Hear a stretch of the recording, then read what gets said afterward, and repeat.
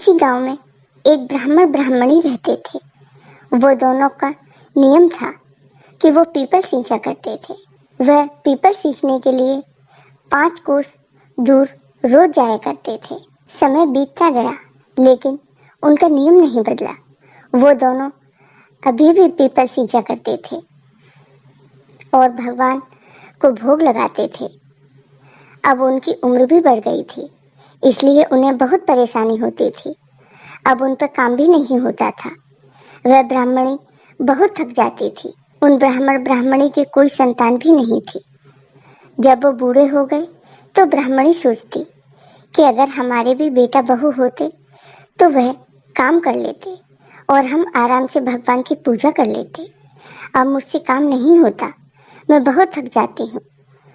और जहाँ वो पीपल सींचने जाते थे वो घर से 5 कोस दूर था। आने जाने में ही दोनों थक जाते थे, फिर काम कैसे करते। ब्राह्मण ब्राह्मणी पीपल सींचते समय भगवान विष्णु और माता लक्ष्मी की भी पूजा करते थे। अब तो ब्राह्मणी बहुत उदास रहने लगी। वह हमेशा सोच में पड़ी रहती। जब ब्राह्मण उन्हें उदास देखते तो वह भी बहुत दुखी हो जाते और ब्राह्मणी से पूछते, क्या बात है, तुम उदास क्यों हो। तब ब्राह्मणी कहती कि आप तो बहू ले आओ। तब ब्राह्मण कहते हैं, अरे भगवान, जब हमारी कोई पुत्र ही नहीं है तो मैं बहू कैसे लाऊं। तब ब्राह्मणी कहती है कि हमारे पास तो इतनी धन संपत्ति है, कोई कमी नहीं है, आप बस कुछ भी करो, बहू ले आओ।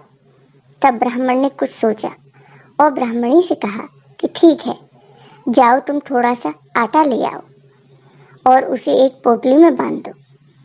और ब्राह्मण ने उस आटे की पोटली में 4 सोने के सिक्के, जिसे असरपी कहते हैं, वो डाल दी। फिर ब्राह्मण वो पोटली लेके बहू ढूंढने के लिए निकल गए। ब्राह्मण कई गांव में गए। घूमते घूमते वह ब्राह्मण एक गांव में पहुंचे। वहां कुछ लड़कियां मिट्टी के घर बनाकर खेल रही थी। ब्राह्मण वहीं बैठकर उन लड़कियों का खेल देखने लगे।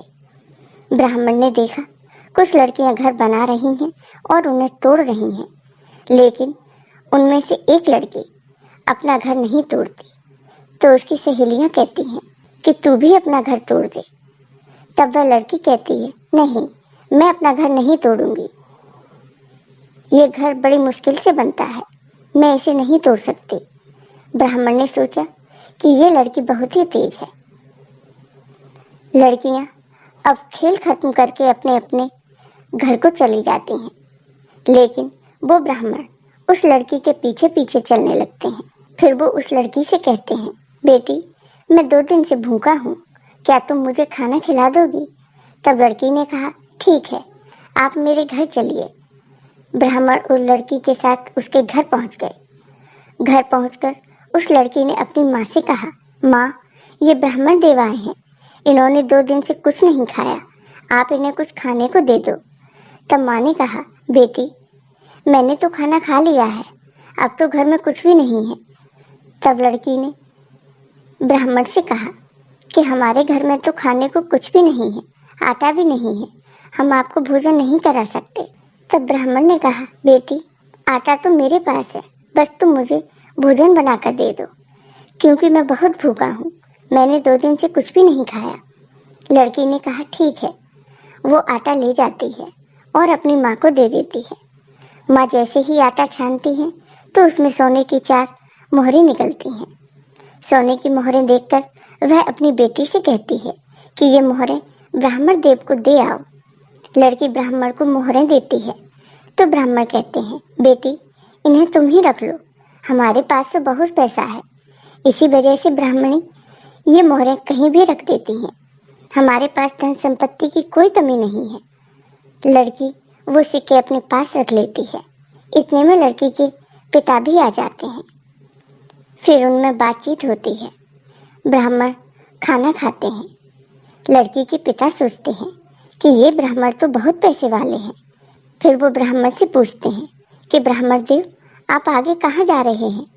तब ब्राह्मण ने कहा, मैं अपने बेटे की शादी के लिए लड़की देखने जा रहा हूँ।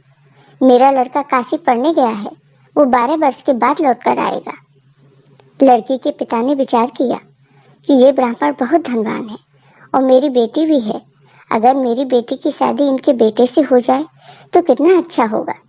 तब लड़की के पिता ने उस ब्राह्मण से कहा कि ब्राह्मण देव, अगर आपको ठीक लगे तो अपने बेटे का विवाह मेरी बेटी से करा दो।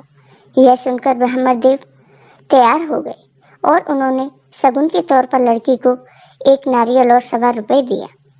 फिर ब्राह्मण देव ने कहा कि मेरा बेटा तो 12 साल बाद आएगा। तब उन्होंने कहा कोई बात नहीं। फिर ब्राह्मण घर लौट आए।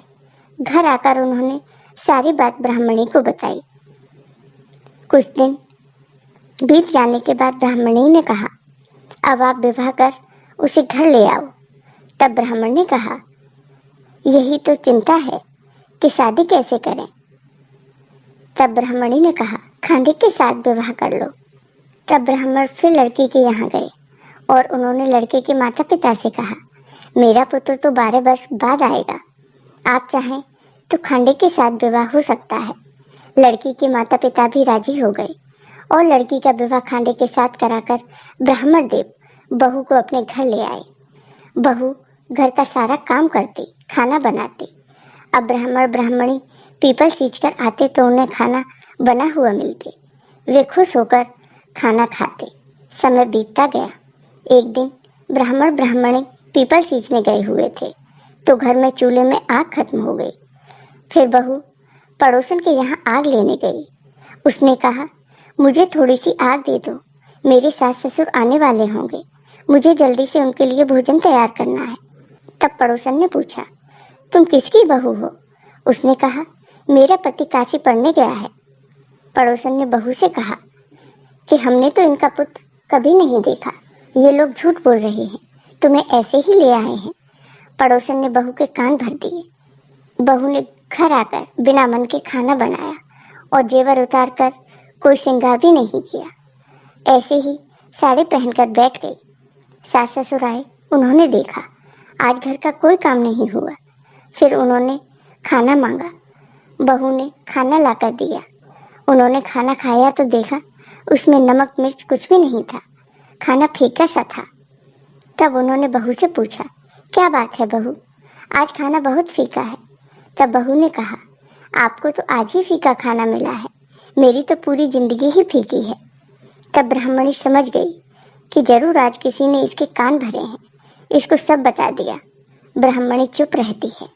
दूसरे दिन ब्राह्मण ब्राह्मणी पीपल सींचने जाने लगते हैं तो बहू कहती है कि आपने मुझे 6 कोठों की चाबी दे रखी है, लेकिन 7वें कोठे की चाबी तो दी ही नहीं है, मैं कौन सी बहू हूँ आपकी? तब ब्राह्मणी ने कहा, नहीं बेटा, ऐसी बात नहीं है, मैंने तो ऐसे ही चाबी नहीं दी थी, तुम क्या देखोगे इसमें? बहू ने कहा, नहीं, मुझे तो 7वें कोठे की चाबी चाहिए। सास ससुर उसे चाबी देकर पीपल सींचने चले गए। पीपल सींचते समय भगवान विष्णु का नाम लेते रहे, माता लक्ष्मी का नाम लेते रहे और सोचते, अब हम क्या करें भगवान, अब आप ही हमारी रक्षा करें। इधर सास ससुर के जाते ही बहू ने सारे कोठे खोले तो किसी में हीरे, किसी में मोती, किसी में बहुत सुंदर सुंदर कपड़े और किसी में कुछ बहुत सारा धन दौलत था। जब बहू ने 7वां कोठा खोला तो देखा वहाँ विष्णु भगवान, लक्ष्मी जी बैठे हुए हैं, पीपल का पेड़ लगा हुआ है और वहाँ पर एक सुंदर सा लड़का बैठकर पूजा कर रहा है। तब बहू ने लड़के से पूछा, तुम कौन हो? लड़के ने कहा, मैं तुम्हारा पति हूँ। बहू ने कहा, तुम मेरे पति कैसे हो सकते हो, वो तो काशी पढ़ने गए हैं।